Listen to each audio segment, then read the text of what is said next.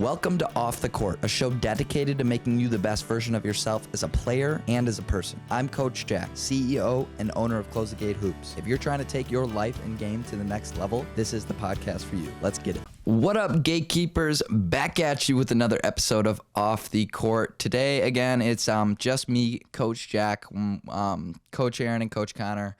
Are currently moving into their dorm at La Crosse, not dorm, apartment. So it'll be just me today. But I'm super, super excited to announce the reincarnation of the CTG Blog. And this is something my dad used to do in the past with our Close the Gate Hoops website.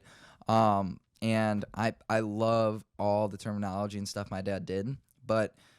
And it's all the stuff my dad did in terms of terminology and all the things you hear us talk about on CTG, like shooting pole or scrambled eggs or all this stuff and analogies to make basketball easy to understand. It was all invented by my dad. It's not like he got this from other people watching. It's just his own creative intuition.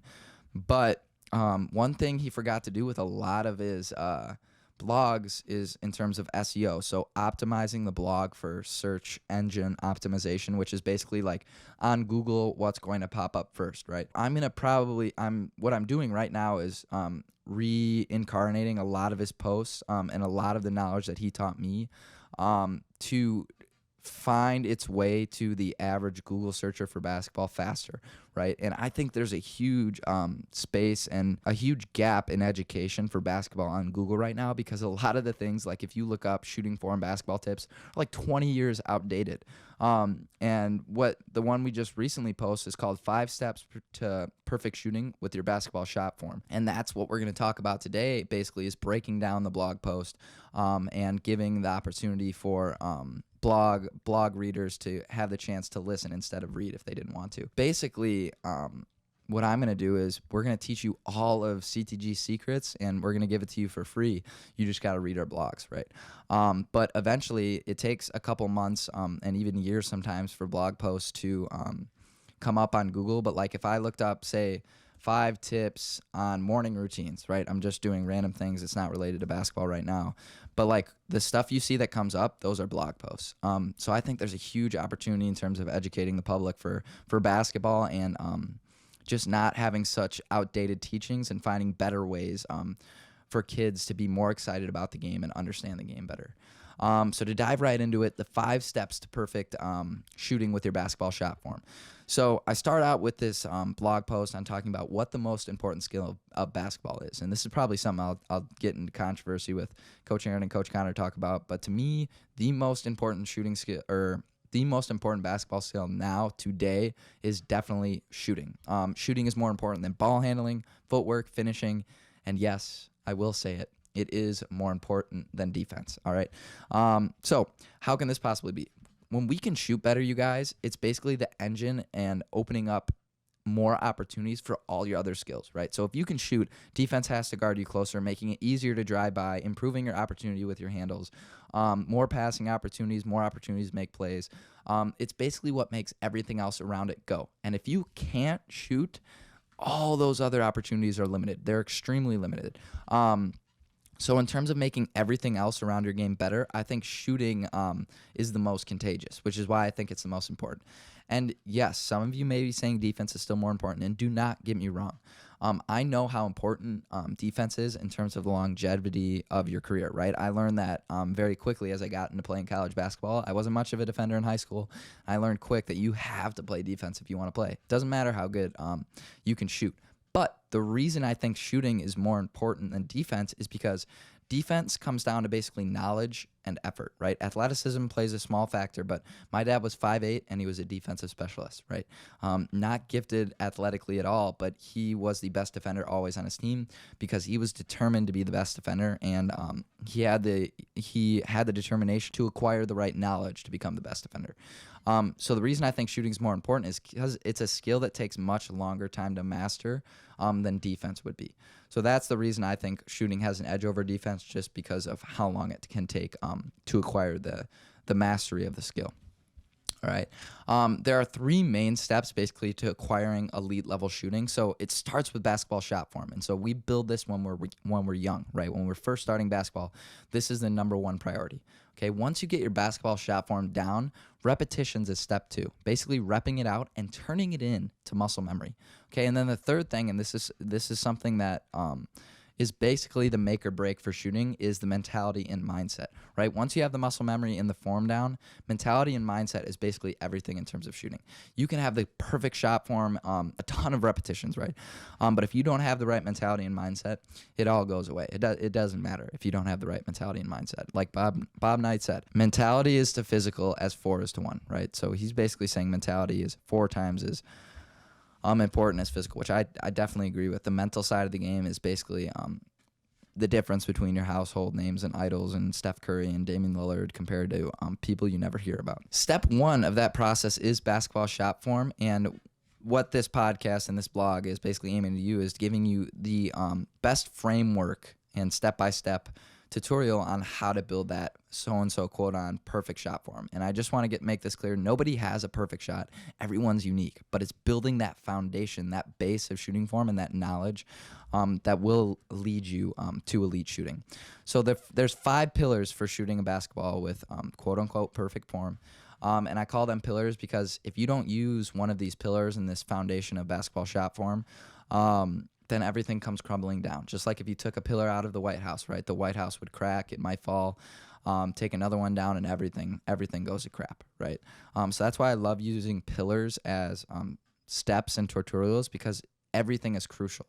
And it's not by just saying that since this is number 1, this is most important. It's everything is necessary for it all to work, right?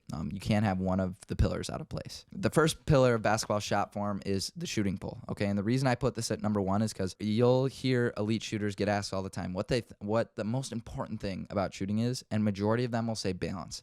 Balance is extremely important for consistency in your shot and finding consistent results, right? And the shooting pole is our balance. So what the shooting pole is, basically, it's an imaginary pole that goes from the top of my head all the way through the bottom of my feet, right? Another way you can think about it is a merry-go-round, okay? It's your ability to go up and down with control as you're shooting a basketball.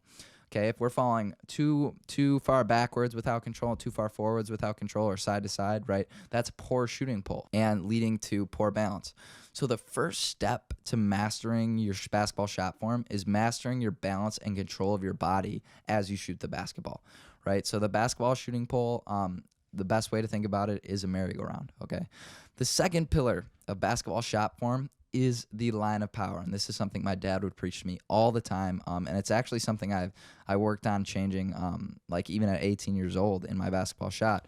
But basically, if you ever wondered how those NBA players shoot so far from behind the arc, like Curry and Damian Lillard, the answer's in the name: line of power, right? The line of power is the imaginary line from the ball, wrist, elbow, shoulder, hip, knee, ankle, right? So you're going to see one line when we shoot the basketball.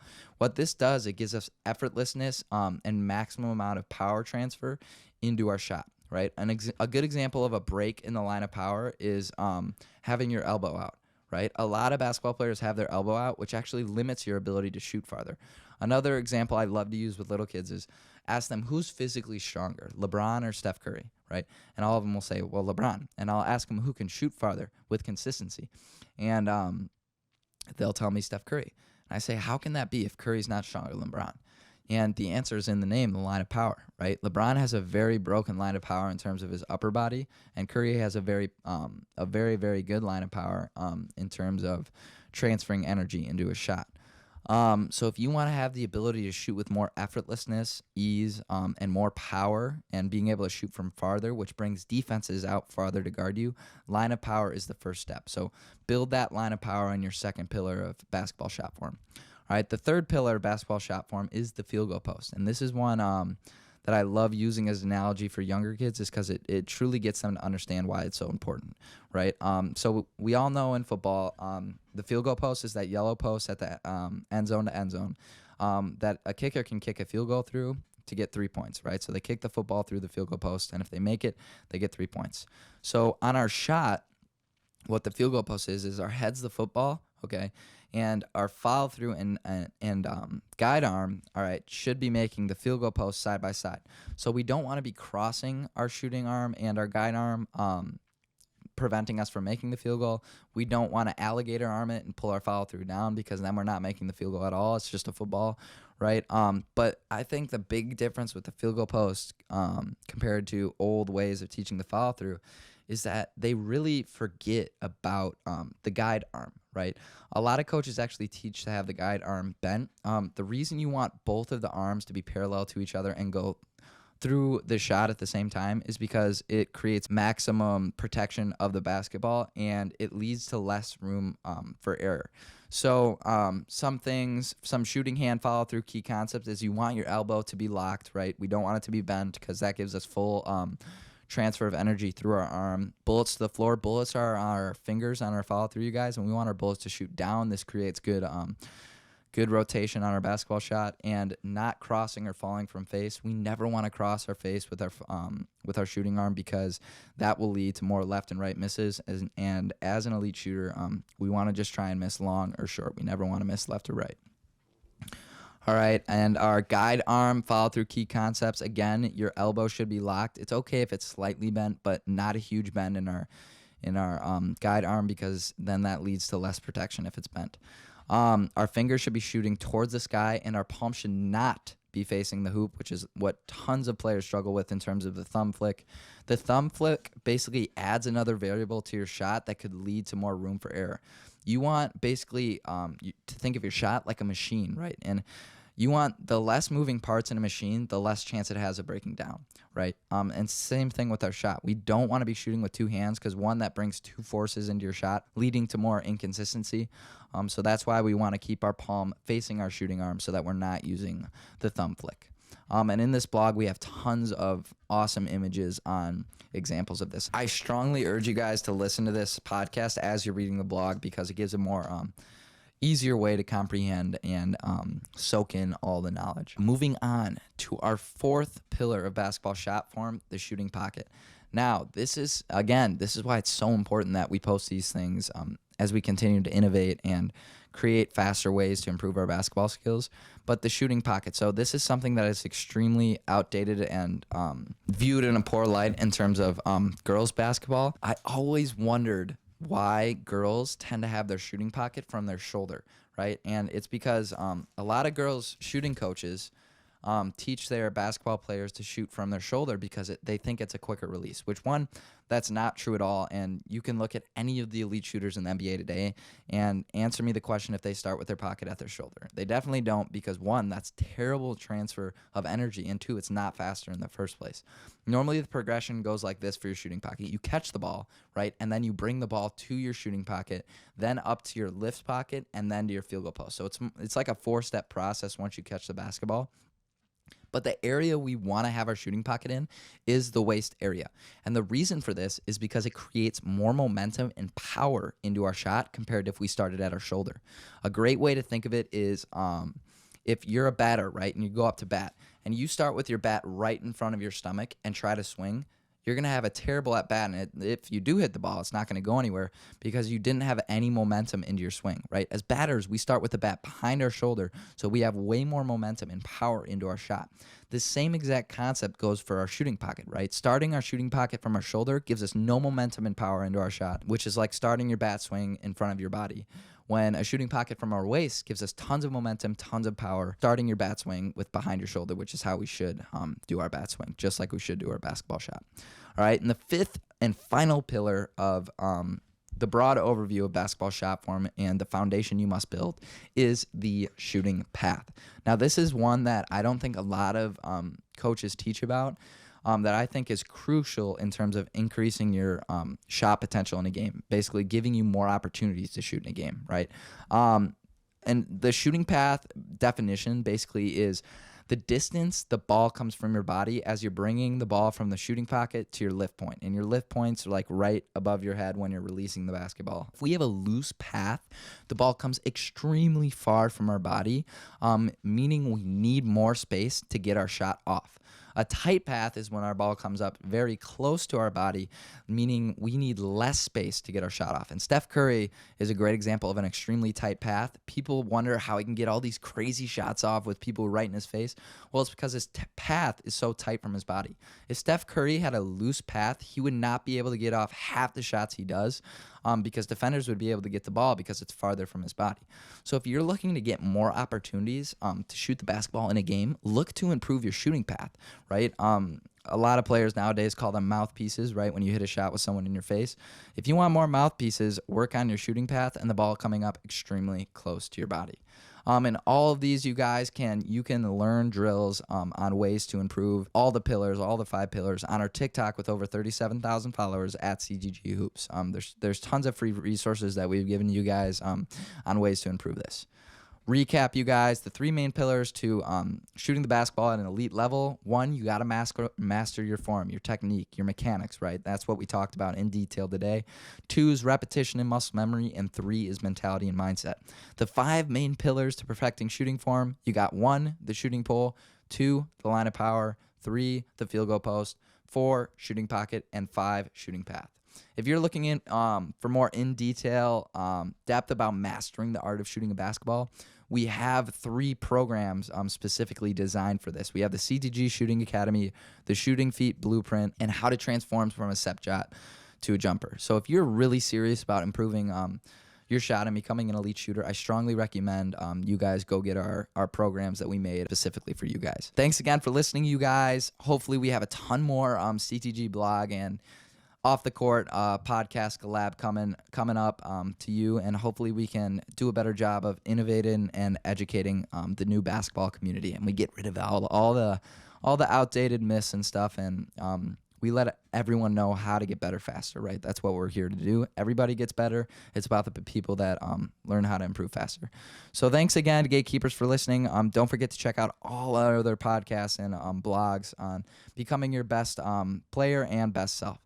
I'm Coach Jack. Until next time, I'm out, baby. Peace. Thank you guys so much for listening to this episode of Off the Court. If you're listening to this on Apple Podcasts, please don't forget to leave reviews if you haven't yet.